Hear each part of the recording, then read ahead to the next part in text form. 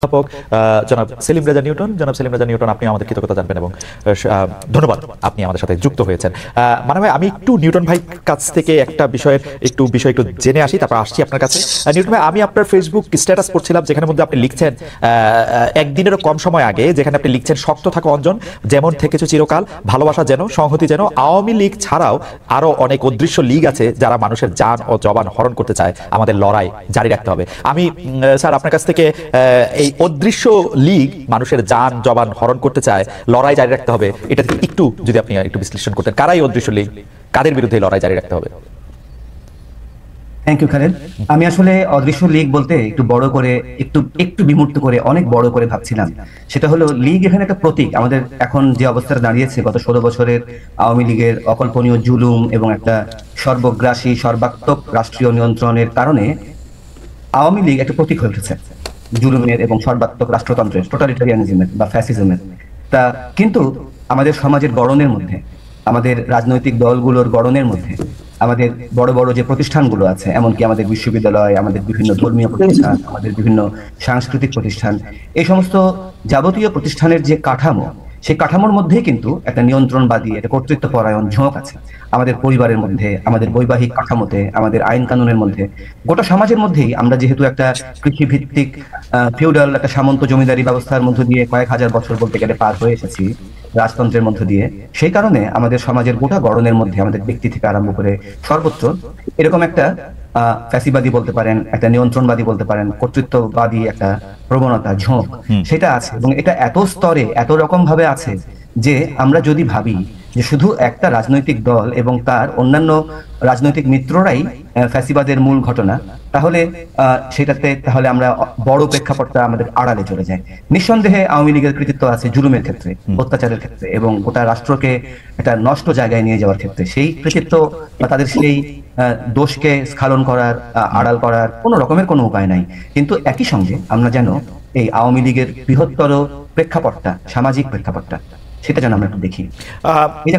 Professor Newton, আপনি যেহেতু প্রসঙ্গটা তুললেন, সেই জন্য আমি কি একটু আপনার কাছে জানতে যেতে পারি যে এই নিয়ন্ত্রণবাদী বা কর্তৃত্ববাদী যে শিকড়ের কথা, বা মানে একেবারে আমাদের সাথে মিলেমিশে যাওয়া, যে একটা কাঠামো থেকে যাওয়া, এটার থেকে বের হয়ে আসতে কি এই সরকার সাহায্য করছে, একই জায়গায় থাকছে, নাকি আরেকটু খারাপ করছে? আপনার কি মনে হয়? আমরা একটা ধাপ পেরিয়েছি। আমাদের কাছে অসম্ভব মনে হচ্ছিল যে রাষ্ট্রীয় কাঠামোটা আওয়ামী লীগ এখানে তৈরি করেছিল দীর্ঘকাল ধরে, যার পেছনে অন্যান্য আরো বৃহত্তর রাজনৈতিক প্রেক্ষাপট আছে, তা আমরা ভাবছিলাম, আমাদের চিন্তা আটকে গেছিল। আমরা ভাবছিলাম এখান থেকে আমরা মনে হয় আর কোনোদিনই প্রায় বেরোতে পারবো না, এমন একটা অসম্ভব পরিস্থিতিতে আমরা গিয়ে পড়েছিলাম। সেখান থেকে আমরা এক ধাপ এগোতে পেরেছি। এটা একটা বিরাট ধাপ। আমরা আমাদের সামনে দরজাটা খুলেছে, দরজাগুলো খোলার সম্ভাবনা তৈরি হয়েছে। এখন একটা সরকারের কাছ থেকে 6 বছরেই এই জিনিসটা একদম একটা খুব বেটার জায়গায় চলে যাবে, সেরকম করাটা বাস্তবসম্মত না। এর পেছনে আমাদের শিক্ষাগত কাজ থাকবে, আমাদের অন্যান্য দীর্ঘমেয়াদের অনেক জিনিস চিন্তা করতে হবে। আপনাকে ধন্যবাদ প্রফেসর নিউটন। আমি একটু জনাব মাহমুদুর রহমান মান্নার কাছে যেতে চাই। যে জনাব মাহমুদুর রহমান মান্না, আপনি আসলে একমত কিনা প্রফেসর নিউটনের সঙ্গে যে আসলে এই যে কর্তৃত্ববাদী অবস্থা, বা যেটাকে আসলে অনেক ক্ষেত্রে ফেসিবাদী বা নিয়ন্ত্রণের যে একটা প্রতিষ্ঠার একটা জায়গা, যেটা আসলে শেখ হাসিনার 15 বছর 17 বছর শাসনকালে একদম, এইটা থেকে মুক্তি পাওয়ার জন্য আমরা এক ধাপ এগিয়েছি কিনা, দরজাগুলি খুলেছে কিনা? মূল প্রশ্নে যাওয়ার আগে আমি একটু আপনার কাছে প্রথম বলি, উনি যেটা বলেছেন তার সাথে আমি মোটামুটি ভাবে একমত, কিন্তু আমি মনে করি যে এখানে একটু যোগ করা দরকার। এটা শুধু কর্তৃত্ববাদের সমস্যা না, এটা এক ধরনের চৌর্যবৃত্তি, লুটেরা মানসিকতা, যেরকম করে হোক সম্পদ আহরণ, দেশের স্বার্থের প্রতি কোনো তোয়াক্কা না করা, এই সমস্ত ব্যাপারগুলোই আছে। যেমন ধরেন আওয়ামী লীগ নাই, এখানে লীগটাকে উনি বলেছেন প্রতীকী অর্থে, মানে লীগ মানেই একটা অপশাসন, দুঃশাসন, চুরি, লুটপাট, অলিগার্কি, যেগুলো হয় সবগুলো উনি বলেছেন। তো এটা কিরকম দেখবেন, ধরেন যখন সরকারটা চলে গেল, তারপর পুলিশ ইজ অলমোস্ট অ্যাবসেন্ট। ধীরে ধীরে পুলিশ আসলো, এখন প্রায় সব জায়গাতেই পুলিশ আছে, কিন্তু কিভাবে আছে? একটা উদাহরণ, যে এরা অলমোস্ট কোনো ডিউটি করে না, এরা হিসাব করে যে এরপরে কে আসতে পারে। এ চলে গেছে, তাহলে বিটা কে, বি কে এসছে, এবং বি আসলে কিরকম বিহেভ করতে পারে, তার সাথে আমি কেমন বিহেভ করবো, আমি কি তার একটা পার্টনার হতে পারি, তার শেয়ার হতে পারি, তার স্থাবক হতে পারি। এরকম করে পুরো প্রশাসন আমাদের এইভাবে চামচামি করে অভ্যস্ত আছে, এবং এই কালচারটা তো যায়নি। যে লড়াইটা হয়েছে, সেই লড়াইয়ের পরে আমরা বলছি যে আমরা একটা গুণগতভাবে উন্নত রাষ্ট্র করব, গণতান্ত্রিক রাষ্ট্র গড়বো, কিন্তু এই গুণগত বিষয়টা তো তাদের মধ্যে একেবারেই কোনো প্রতিক্রিয়া করছে এরকম না আমার মনে হয়। ফলে তারা এই পরিবর্তনের গুণগত দিক কিছুই বোঝে না। ব্যুরোক্রেসি আগের মতো বিহেভ করে, পুলিশে অলমোস্ট আগের মতো বিহেভ করে, আর এদেরকে কন্ট্রোল করবার জন্য কারণ যারা এখন দায়িত্বে আছেন তারাও যে পুরো ব্যাপারটা কতখানি বুঝছেন সেটা কিন্তু বলা মুশকিল, কারণ ল অ্যান্ড অর্ডার সিচুয়েশন আগের চেয়ে খারাপ হয়েছে দেখেছেন, এবং তার সাথে সাথে আরো অনেকগুলো বিষয় হয়েছে, দ্রব্যমূল্য সহ যা যা আছে, এগুলো থেকে এরকম বলা খুবই মুশকিল যে আমরা এক ধাপ এগিয়েছি বা কতখানি এগিয়েছি। তবে এইটা আমি বলবো, গণচেতনার প্রশ্ন যদি বলেন, সেটা আসলে অনেক উন্নয়ন হয়েছে। মানুষ এগুলো ঘৃণা করছে, মানুষ অপছন্দ করছে, এবং বিশেষ করে মানুষ রাজনীতির দিকে দেখছে যে রাজনীতির গুণগত কোনো পরিবর্তন হয়েছে কিনা। যেমন ধরে একটা উদাহরণ বলি, আওয়ামী লীগ চলে যাওয়ার পরপরই 3 দিনের মাথায় বোধহয় বিএনপি তাদের পার্টি অফিসের সামনে বিরাট একটা জনসভা করলো, করে তারা দাবি করলো 3 মাসের মধ্যে নির্বাচন দিতে হবে। বিএনপির কট্টর সমর্থক অনেকটা আমি দেখেছি তারা এটা বিরোধিতা করেছে। একই কথা, এত বছর ধরে লড়াই হলো, এত রক্ত গেল, এই রক্তের দাগটাই শুকায়নি, আমরা কোন দিকে যাব, কিভাবে যাব, সেগুলো করে হিসাব কিতাব ছাড়াই আগে ভোটের কথা আসলো কেন? তার মানে ভোটটাই একমাত্র বিষয় কি? ভোটটা তো দরকার, ঠিক আছে, ভোটটা গণতন্ত্রের জন্য আমাদেরকে নিশ্চয়ই কাজে লাগাতে হবে এবং এটা ভালো ভোট করতে হবে, কিন্তু তার মানে এই নয় যে ভোট করলে সব সমস্যার সমাধান হবে। বিএনপি জনগণের এই মানসিকতা বুঝে বললো না 3 মাস আর 6 মাস, মানুষ তাও সাপোর্ট করলো না। পরবর্তীতে তারা বলছে যে 6 মাস আমরা যৌক্তিক সময় দেবো সংস্কার। এটাই আমি বলছি যে গণচেতনার জায়গাটা ওইখানে গেছে যে তারা এগুলো অপছন্দ করছে, এইটা আমি এখনো প্রিপেয়ার করতে দেখি। আমি একটু মানবে আমি আপনার কাছে বলবো যে রাজনৈতিক গুণগত পরিবর্তনের কথা আপনি বলছিলেন, যে মানে জনগণের গুণগত পরিবর্তনের কথা আপনি বলছিলেন, যে জনগণের রাজনীতিবিদদের বোঝাটা, কিন্তু সেইটার কোনো প্রমাণ কি আমরা দেখতে পাই? আসলে ওরা যে বৈষম্য বিরোধী ছাত্র আন্দোলনের পক্ষ থেকে যে নতুন রাজনৈতিক দলের ঘোষণা করা হলো, সেই নতুন রাজনৈতিক দলের ঘোষণা, বাস রিকুইজিশন করে সেখানে ভর্তি করার চেষ্টা করা, তাদের বক্তব্য, সেইখানের মধ্যে মানুষের অংশগ্রহণ, প্রত্যেকটা তো পুরনো রাজনীতিরই একটা মানে আমি কি বলবো খুবই দুর্বল একটা মঞ্চায়ন। আমি সব মিলেই বলছি, মানে এইটা আমি এখন উদাহরণ হিসেবে বলিনি, কিন্তু এটা একটা প্রমাণ। ধরেন বিএনপির ব্যাপারে যেরকম বললাম, ঠিক একইভাবে বলি এই ছাত্রদের যে বিশাল ত্যাগ, আন্দোলন করবার ব্যাপারে তাদের যে বড় ভূমিকা, মানুষ কিন্তু তার প্রতি খুবই রেসপেক্টফুল, কিন্তু তারপর তারা এটা পছন্দ করে। এইটা হয়তো সব মিলে 5টা বাসই এসছে, আমি জানি না ঠিক কতগুলো, কারণ পত্রিকায় 5টার কথাই আসছে, কিন্তু এটাও মানুষ সমালোচনার চোখে দেখেছে যে বিশাল আয়োজন, মানুষ তার ব্যাপারে প্রশ্ন করছে, অনেক টাকা তো রয়েছে, এই টাকা এরা কোথায় পেল? এটাও একটা চেতনার মান না, যে তারা যাকে সম্মান করে এমনকি ভালোবাসে। আমি মানুষের জায়গা থেকে বিষয়টা বুঝতে চাইছিলাম যে এইখানে কি কারো স্বতঃস্ফূর্ত অংশগ্রহণের ব্যাপারে আমরা মুখে বলতেছি যে তাদের অনেক বড় ত্যাগ আছে, কিন্তু তারা যখন রাজনৈতিক দল করার ঘোষণা দিচ্ছে আমরা কি তাদেরকে সাপোর্ট করতেছি না? তো মানে আমরা যদি জনগণের জায়গা থেকে বলি, আমরা তো মজা দেখতেছি যে পারলে না না না, এইটা আমি বলবো যে তার একটু নেগেটিভ হলো কেন, আন্দোলন করবার সময় এমনকি জীবনদানের সময় মানুষের যে স্বতঃস্ফূর্তটা দেখেছেন, এখন ওই যেদিনটা ঘোষণা হলো সেদিন তো ওই রকম পার্টিসিপেশন হয়নি, লোক বেশ দেখা গেছে, কিন্তু সেটা অনেকখানি ম্যানিপুলেটেড, কিন্তু ওই রকম করে স্বতঃস্ফূর্ততা মানুষের মধ্যে নাই। তার মানে মানুষের চেতনার কথা আমি বলছি যে ওইটার মধ্যে কিন্তু আপনি ভালো দিকে দেখছেন, কিন্তু অন্য যারা এইটাকে নিয়ে একটা রাজনীতি গড়ে তোলবার চেষ্টা করছেন তাদের এই প্রক্রিয়ায় ভুল আছে। 2 নম্বর কথা, রাজনীতির ন্যারেটিভটা কি আসছে, সেই ন্যারেটিভ কি মানুষদের আকৃষ্ট করেছে? আমি এরকম দেখিনি। তাদের যে বক্তব্য, মানে আমি একটু প্রফেসর নিউটনের কাছে এটা নিয়ে একটু জানতে চাই যে আপনার কাছে কি মনে হয় যে রাজনীতিতে গুণগত পরিবর্তন এসেছে কিনা, ন্যারেটিভে মধ্যে মানুষের আগ্রহ আছে কিনা? প্রফেসর নিউটন একটু যদি সংক্ষেপে আমাদের একটু আলোকপাত করতেন। আচ্ছা দেখেন, গুণগত পরিবর্তন এসে গেছে, ঘটে গেছে, এটা এরকম ডিসাইসিভলি কখনোই বলার প্রশ্ন না। এটা একটা দীর্ঘ প্রক্রিয়া হওয়ার কথা, কিন্তু আমরা শুধু গত 16 বছর না, আমরা গত 53 বছর ধরে, এমনকি তার আগে পাকিস্তান আমলের যে সুদীর্ঘ সময়, তার আগে যে ব্রিটিশ আমলের সুদীর্ঘ সময়, এই দীর্ঘ কাল ধরে আমরা কিন্তু ঠিক পথে ছিলাম না, আমরা কিন্তু ভালো পথে ছিলাম না। সেই জায়গাটা থেকে গুণগত পরিবর্তন এসে সেটা ঘটে যাবে, আমরা সুনির্দিষ্ট করে দেখে ফেলবো যে গুণগত পরিবর্তন ঘটে গেছে। এটা অত সহজ না, এটা একটা দীর্ঘমেয়াদী কাজ। আমার ধারণা যদি ইলেকশনের টার্মে বলি, তাহলে অনেকগুলো টার্ম ইলেকশন গেলে 10, 15, 20 বছর, 25 বছর আমরা যদি মিনিমাম একটা ভালো পদ্ধতিতে এগোতে পারি, মিনিমাম ভালো পদ্ধতি। আমি বলছি কি দেখেন, আমরা আমাদের রাষ্ট্র, মুঘল আমলে রাষ্ট্র থাকতো দিল্লিতে, আমার শহরে, আমার গ্রামে রাষ্ট্র পৌঁছাতো না। এখন রাষ্ট্রের আধুনিক চেহারাটাই এমন দাঁড়িয়েছে যে আমাদের বেডরুমে বিভিন্ন ভাবে রাষ্ট্র উপস্থিত। কেমন এইখানে আমরা যে একটা জায়গায় একেবারে লকড হয়ে গিয়েছিলাম, আমার পয়েন্টটা এখানে, আমরা একদম বদ্ধ হয়ে গিয়েছিলাম, আমরা আর কোনো রকমের কোনো আলো দেখতে পাচ্ছিলাম না। দেখেন আজকে আপনি যদি ফেসবুকের দিকে তাকান, আপনি যদি আজকে চায়ের দোকানের দিকে তাকান, মানুষ কিন্তু প্রাণ খুলে কথা বলছে, এবং ভালো কথা, খারাপ কথা, সব রকম কথা বলছে, এবং খুঁটি নাটি এমন কোনো বিষয় নাই যে বিষয় নিয়ে সমালোচনা বাদ যাচ্ছে। এই যে একটা পরিবেশ, এই পরিবেশটা আমরা অতীতে 16 বছরের ফ্যাসিস্ট আমলে তো দেখিনি, তার আগেও খুব বেশি দেখিনি। কেমন এটা একটা গুণগত পরিবর্তন, আমরা একটা বড় তালা খুলতে পেরেছি। এখন তালাটা খুলে গেলেই যে স্বয়ংক্রিয়ভাবে সমস্ত কিছু ঠিকঠাক হয়ে যাবে, এটা এরকম না। আমাদের সমাজের ভাঁজে ভাঁজে, আমাদের সমস্ত প্রতিষ্ঠানের ভাঁজে ভাঁজে ঝামেলা লুকিয়ে আছে। এই যে মান্না ভাই পুলিশের কথা বললেন, দেখেন পুলিশ কিন্তু মানুষের চোখের দিকে চোখ তুলে তাকাতে পারে না, তারা একটা গণহত্যাকারী পারে না। কয়েকদিন আগেই তারা যে কারণেই হোক, যেভাবেই হোক, একটা বিপুল গণহত্যা তারা পরিচালনা করেছে। আমি জানি না এই পুলিশ বাহিনীকে দিয়ে কতটুকু আদৌ সম্ভব কিনা। আমি আমি আমি ভাবতে চাই, আমি কল্পনা করতে চাই, আমি যদি নীতি নির্ধারক জায়গায় থাকতাম, আমি সবার আগে ভাবতাম যে কোনো ভাবে হোক আমার সম্পূর্ণ নতুন একটা পুলিশ বাহিনী লাগবে, যে কোনো ভাবে হোক, যত তাড়াতাড়ি হোক আমার প্রায় সম্পূর্ণ নতুন একটা আমলাতন্ত্র লাগবে।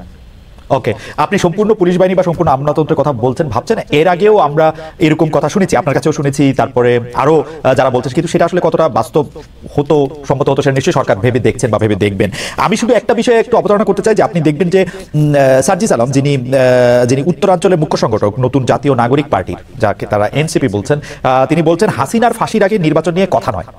এটা উনার মানে এই কথা দিয়েই কিন্তু বোঝা যাচ্ছে যে তারা চান যে নির্বাচনটা পরে হোক। আবার আমরা নাহিদ ইসলামকে বলতে শুনছি যে গণপরিষদ নির্বাচন এবং এটা পাশাপাশি বলতে হয়। তারা কি আসলে একটা সময় আরেকটু বেশি চান এই সরকারে থাকুক, তারা দল গুছাবেন এবং এর জন্য তারা কিছু পপুলিস্ট কথা বলছেন, নাকি তারা সিরিয়াসলি এটা মিন করতেছেন হাসিনার ফাঁসির আগে নির্বাচন?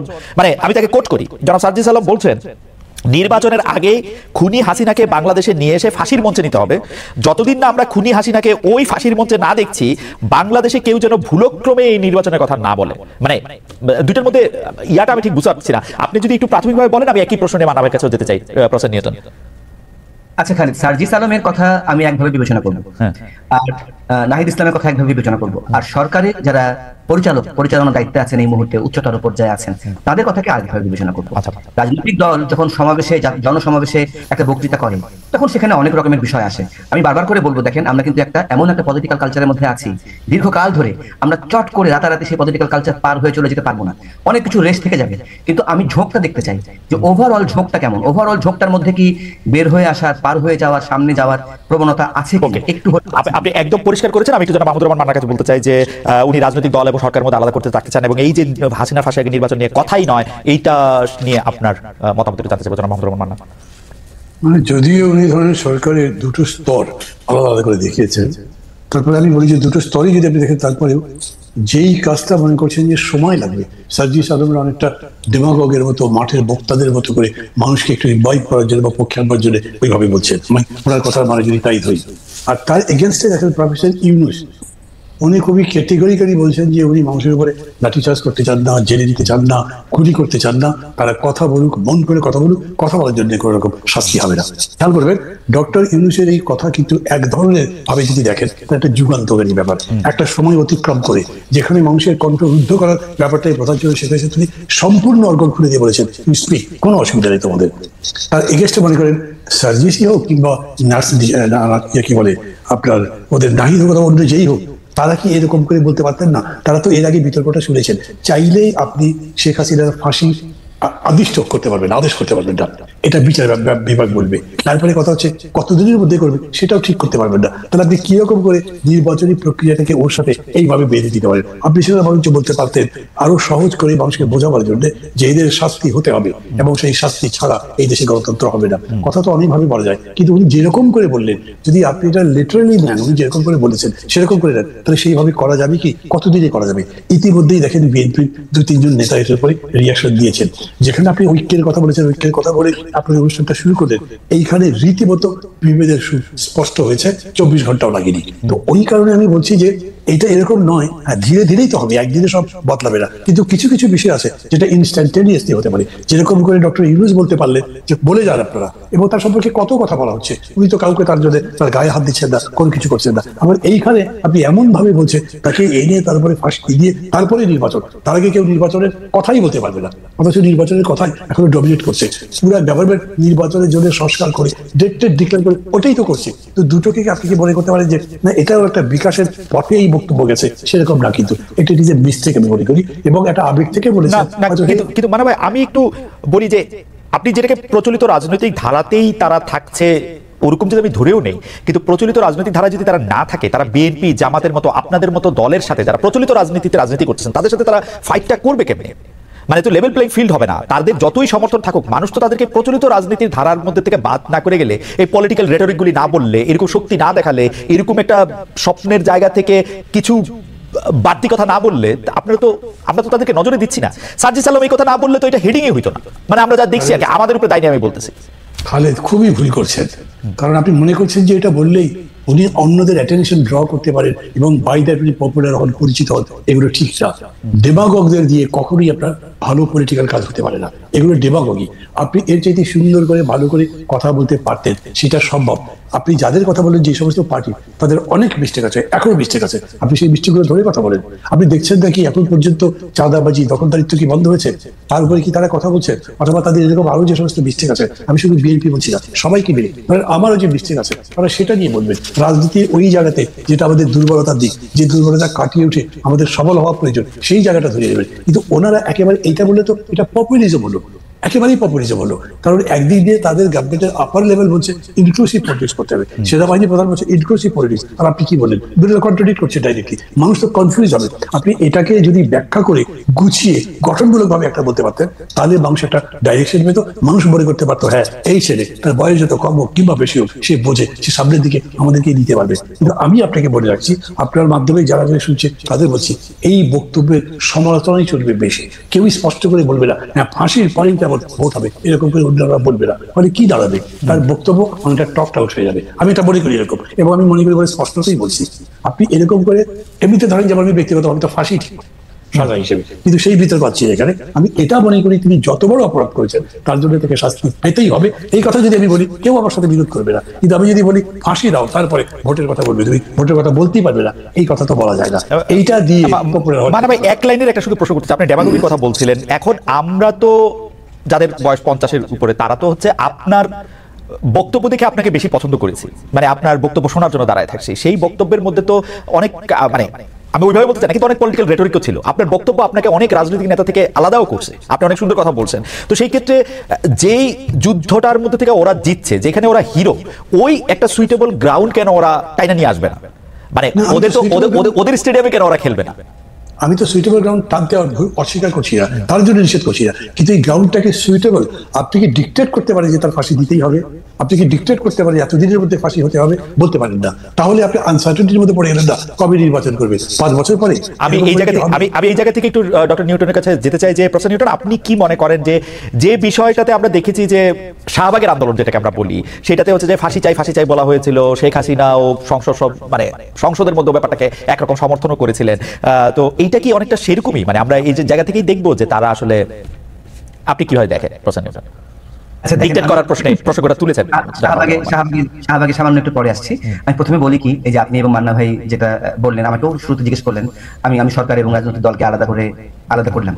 এখন আমি সার্জিস আলমের প্রসঙ্গটা নিয়ে যেহেতু অনেকখানি কথা হলো এখানে, আমি একটু বলি কি, আমরা কমন সেন্স থেকেই বুঝতে পারি। তার পাশাপাশি আমরা যারা যোগাযোগ নিয়ে পড়াশোনা করি, আমরা যারা আলাদা করে আরেকটু মন দিয়ে ভাবি, সেটা যোগাযোগ নিয়ে পড়াশোনা করা লাগে না, এগুলো খুব কমন সেন্স। সেটা হলো মানুষের কথার অর্থ অনেকগুলো স্তরে আলাদা আলাদা রকমের অর্থ থাকে। মানুষের কথা মিনিং এর অনেক লেয়ার থাকে। কেমন? তারপরে আমরা যারা শ্রোতা, আমরা যারা বিশ্লেষণ করছি, আমাদের মনোভাবের প্রশ্ন থাকে। মনে করেন যে আমি সার্জিস আলমকে পছন্দ করি না, তখন আমি তার কথার এক রকমের অর্থ খুঁজে বের করার চেষ্টা করব। মনে করেন আমি তাকে পছন্দ করি, তখন আমি তার কথার এক ধরনের খুঁজে বের করার চেষ্টা করব। এখন বলি, দেখেন, যেখানে মান্না ভাই জোর দিলেন, প্রপারলি দিয়েছেন, আপনিও দিলেন, সেটা হলো যে নির্বাচনের কাজ তো চলছে, সংস্কার কমিশনগুলোর কাজ চলছে, ঐক্যমত্য কমিশন তৈরি হয়েছে, এবং এই সংস্কারগুলোর মধ্য দিয়ে নির্বাচনের দিকে আমরা এগোবো, সরকার এই দিকেই যাচ্ছেন। আমার কিন্তু মনে হয়নি সার্জিস আলম সত্যি এটা মিন করেছেন যে আমরা নির্বাচন হতে দেব না, বা আমরা আগে শেখ হাসিনাকে আক্ষরিক অর্থে ফাঁসিতে ঝোলাবো, তারপরেই নির্বাচনের কথা হবে, এর আগে হবে না। সত্যি ঠিক এই কথাটাই উনি মিন করেছেন আমার এরকম মনে হয় না। সার্জিস আলমেরই বা এই রাজনৈতিক দলের বা ছাত্র নেতৃবৃন্দের আগের পরের আরো অনেক কথার সঙ্গে যদি মিলিয়ে দেখি, তাহলে আমার যেটা মনে হয়, এরকম করেও দেখার সুযোগ আছে যে মানুষের মধ্যে একটা ভয় থাকে যে বিচার কি ঠিক মতো হবে। নির্বাচনের আগে যদি বিচার না হয়, তাহলে নির্বাচনের পরে নতুন একটা রাজনৈতিক দল, সেটা যদি পুরনো ধারার রাজনৈতিক দলগুলোই হয়, তাহলে কি আর নির্বাচনটা?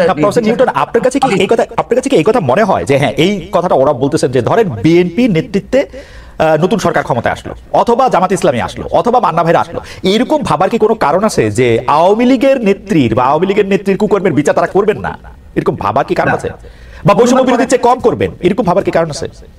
অনুমান করা কঠিন, আমি ভবিষ্যৎ নিয়ে অনুমান করা খুব বিপজ্জনক কাজ, খুবই বিপজ্জনক কাজ। কিন্তু ইতিমধ্যে আমরা নানান ধরনের কথা, নানান ধরনের রাজনৈতিক দলের বিভিন্ন নেতার কাছ থেকে শুনেছি, যেখানে নানান ধরনের ক্লু ছিল, ইঙ্গিত ছিল, ইশারা ছিল যে আচ্ছা, যেমন ধরেন জামাতের নেতা আমির সাহেব বললেন যে আমার বারবার ফ্যাসিবাদ বলতে ভালো লাগে না।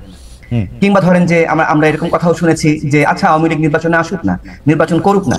এই ধরনের কথাগুলোকে বাংলাদেশের অনেক মানুষই ওই একই রকম সুরে দেখবেন না। রাইট, তারা আপনিও মনে হয় জামায়াত এবং বিএনপিকে কম পছন্দ করতেছেন বলে আপনার ফর্মুলাতে স্যার, যে আপনি ফালে আগে থেকে সিদ্ধান্ত নিতেছেন, মানে ওরকম হচ্ছে কিনা? না, আমার কেসটা একটু আমি আপনাকে রিকোয়েস্ট করবো, আপনার মাধ্যমে সারা দেশের মানুষকে রিকোয়েস্ট করবো যারা আমার প্রতি একানা আগ্রহী, যে আমার ব্যক্তিগত ইতিহাসটা দেখবেন। আমি যাবতীয় রাজনৈতিক দলের বিরোধী বাই ডিফল্ট। আমি যাবতীয় রাজনৈতিক দলকে বাই ডিফল্ট মনে করি যে এগুলো কর্তৃত্ব পরায়ণ কাঠামো। দেখেন, ফলে আমার কোন বিশেষ রাজনৈতিক দলের প্রতি কোন রকমের কোনো পক্ষপাত নাই, কেমন? কিন্তু আমি তো একটা স্বর্গীয় কাল্পনিক জায়গায় বাস করি না। আমাকে অনেক জঞ্জাল, অনেক আবর্জনা, অনেক ভালো মন্দ মিলিয়ে একটা সমাজে বাস করতে হয়। সেখানে আমাকে ফর দ্য মোমেন্ট নানান কিছু বেছে নিতে হয়, কেস বাই কেস বেছে নিতে হয়। স্থায়ীভাবে আমি সিদ্ধান্ত নিতে পারি না যে অমুক দল অমুক ধারা সেটা ভালো, অমুক দল অমুক ধারা খারাপ। হ্যাঁ, সেই দিক থেকে যদি আপনি বলেন তাহলে আমি বলবো যে অবশ্যই এই এত বড় একটা গণ অভ্যুত্থান বা বৈপ্লবিক একটা গণবিপ্লবের মধ্যে দিয়ে আসা পরিস্থিতির মধ্যে যে রাজনৈতিক দলটা তৈরি হয়েছে, তার কাছে আমার প্রত্যাশা বেশি, তার কাছে আমার প্রত্যাশা অনেক বেশি। অন্যান্য রাজনৈতিক দলের কাছে আমার প্রত্যাশাটা কম।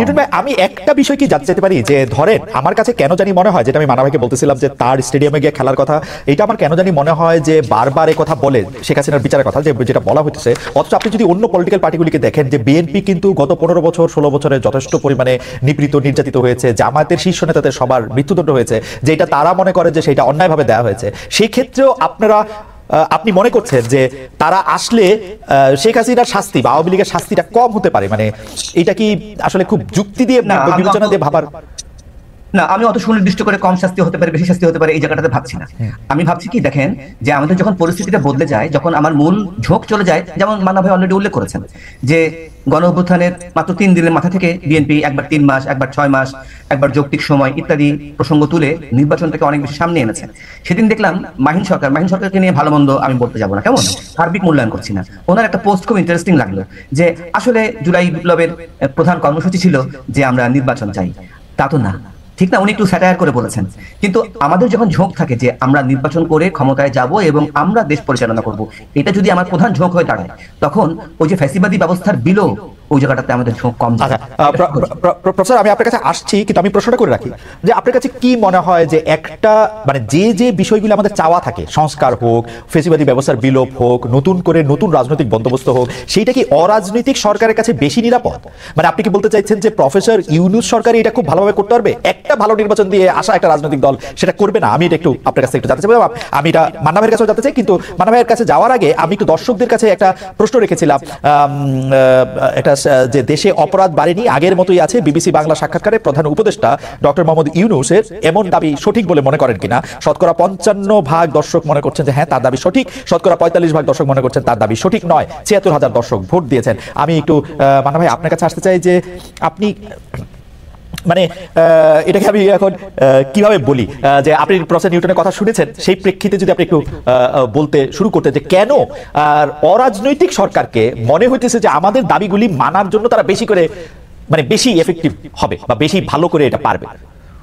মানে কমনলি একটা জিনিস দেখেছেন তো, আমাদের দেশের লোক মাশাআল্লাহ খুব পছন্দ করে, মাশাআল্লাহ হলে খুব খুশি হয়। অতীতে দেখেছেন আইয়ুব খানের মাশাআল্লাহ সমর্থন করেছে, জিয়া রহমান, এরশাদ ইত্যাদি ইত্যাদি সমর্থন করেছে। কেন?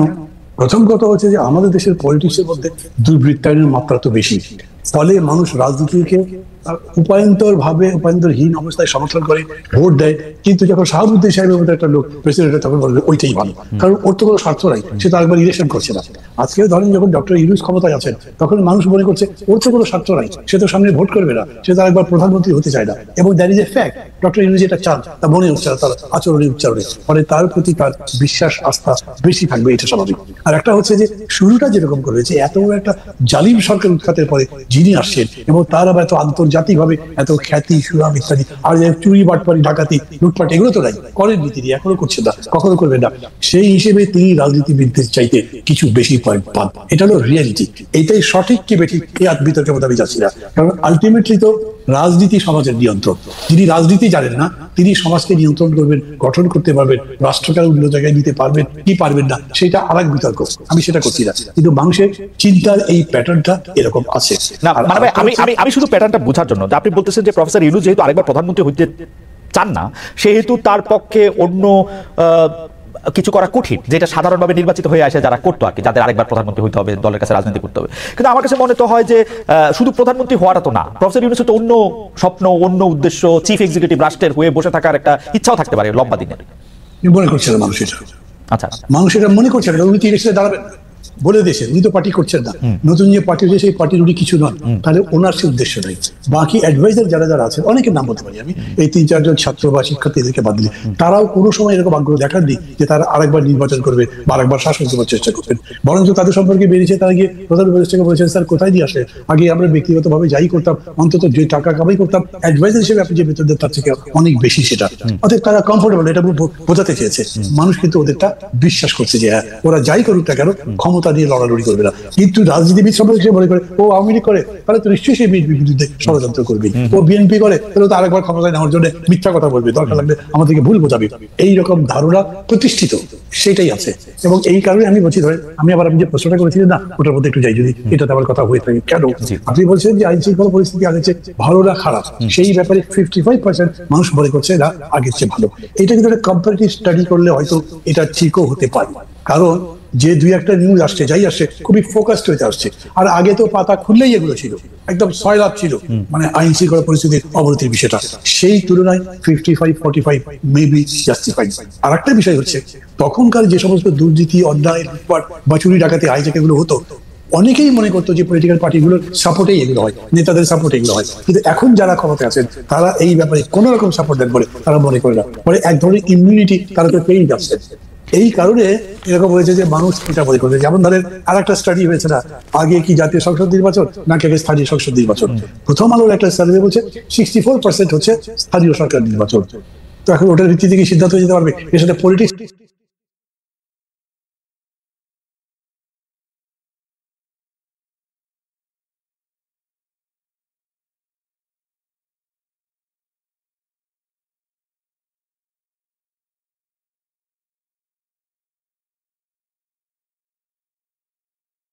A day in the village, discovering life by the river.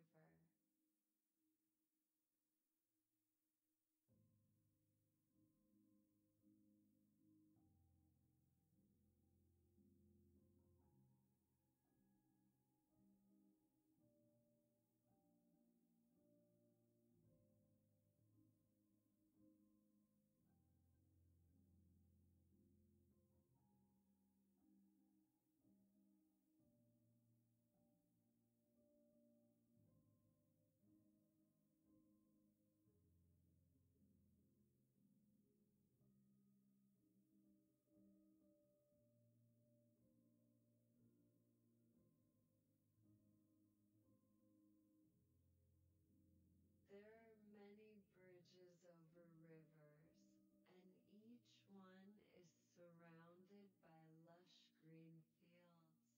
People use these bridges for various purposes, like biking or taking boats.